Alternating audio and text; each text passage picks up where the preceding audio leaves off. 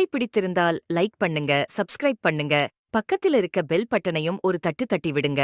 அப்பொழுதுதான் நாங்க போடுற வீடியோ உங்களுக்கு நோட்டிபிகேஷன்ல வரும். வாங்க கதைக்குள்ளே போகலாம். ரமா கூட்டு குடும்பத்தில் வாழ்ந்து வந்தாள். ரமாவின் கணவன் மோனிஷ், மாமியார் சுபத்ரா, நாத்தனார் ரெஜினா எல்லோரும் ஒன்றாக சந்தோஷமாக வசித்து வந்தனர்.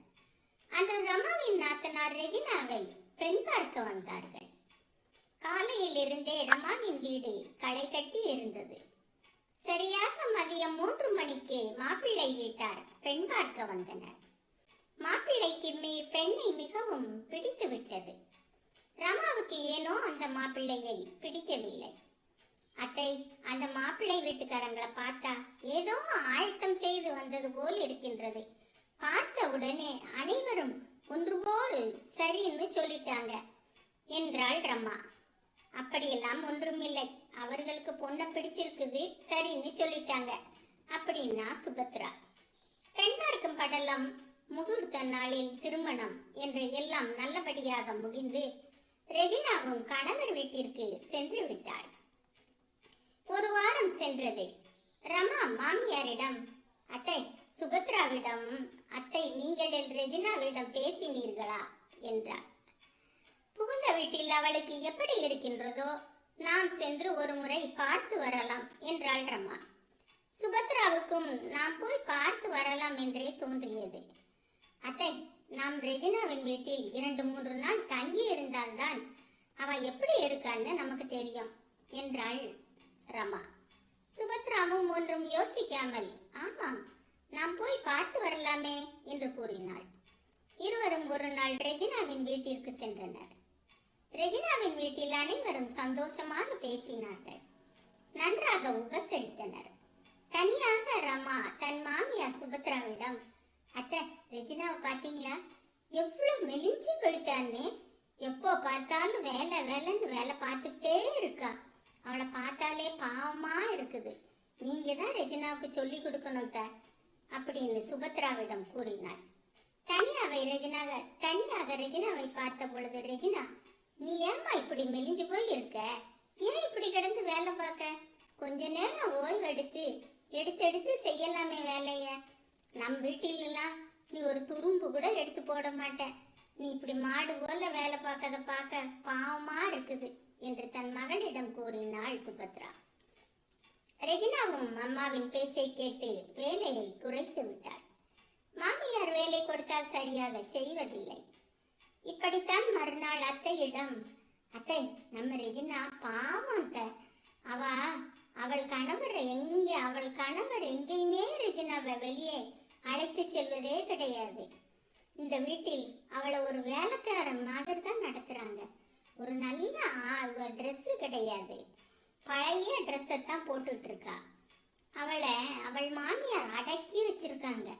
இவ்வளவு பணம் இவர்களிடம் இருக்கின்றது, ஒரு ஆட்டோமேட்டிக் வாஷிங் மிஷின் வாங்க முடியாது. நாம் நல்ல ரெஜினாவின் திருமணத்தில் ஏமாந்து போயிட்டோம் என்று மாமியாரிடம் கூறினாள் ரமா.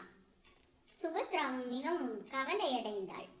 மகளை தனியாக அழைத்து, உன் கணவன் உன்னை எப்போதாவது வெளியே கூட்டிட்டு போறாரம்மா என்று கேட்டாள் சுபத்ரா.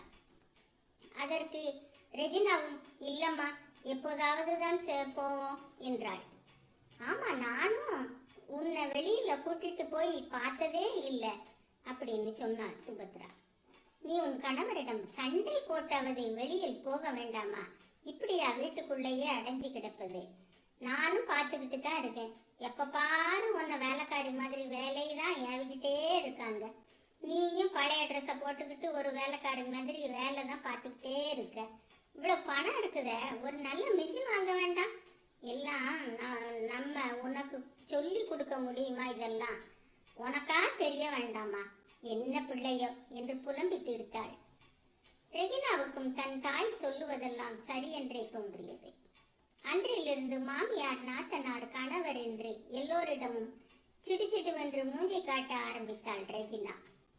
ரெஜினாவின் மாமியாரும் கணவரும் நாத்தனாரும் இப்பொழுதெல்லாம், ரெஜினா எப்ப பார்த்தாலும் எதிர்த்து பேசிக்கிட்டும் ஏதாவது குறை சொல்லி கொண்டும் தான் இருக்கின்றாள் என்று பேச ஆரம்பித்தார்கள். மூவருமே ரெஜினாவுக்கு எதிராக நடக்க ஆரம்பித்தார்கள். சரியாக பேசுவது கூட குறைந்து போனது. ஒருமுறை இப்படித்தான் ரமா பின்புறத்தில் நின்று கொண்டு யாரிடமோ போனில் பேசிக் கொண்டிருந்தாள். ஆமாண்டி, அவனேதான் என்ன எப்படி காலேஜில் எல்லார் முன்னாடி எப்படி இன்சல்ட் பண்ணனா. இப்போ என்ன தெரிஞ்ச மாதிரி கூட காட்டிக்கொள்ளல. நல்லா பொண்டாட்டி கிடைச்சிட்டான்னு ரொம்ப சந்தோஷமா இருக்காண்டி. ஆனா நான் அவங்க வீட்டுல வந்து நல்லா பத்த வச்சிட்டேன். இனி நல்லா பத்திக்கிட்டு எரியும் அப்படின்னு பேசிக்கிட்டு இருந்தார் ரமா. இதை ரெஜினா கேட்டு விட்டாள். அப்பதான் ரெஜினாவுக்கு தன் அண்ணி திட்டமிட்டு எல்லாம் அம்மா மூலமாக செயல்படுவது புரிந்தது. உடனே அண்ணி போன் பேசி முடித்தவுடன் அம்மாவையும் அண்ணியையும் அழைத்து, சி அண்ணி, நீங்கெல்லாம் ஒரு பொண்ணா? உங்களுக்கு ஏதோ எப்போதோ நடந்தது என்பதற்காக இப்படி அங்க வந்து என் வாழ்க்கையில பிரச்சனையை உண்டு பண்ணி மண்ணை போடுதீங்களே.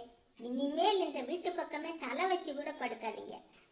ஒரு நிமிஷம் கூட உங்களுக்கு வீட்டுல இடம் கிடையாது. கிளம்புங்க கிளம்புங்க என்று பொறுத்து தள்ளினாள் ரெஜினா. ரமாவும், ரெஜினா என்னை மன்னித்து விடு, நான் தவறு செய்து விட்டேன், இனி இதுபோல் எப்பவுமே செய்ய மாட்டேன் என்று கூறி மாமியாருடன் வீட்டிற்கு கிளம்பினாள்.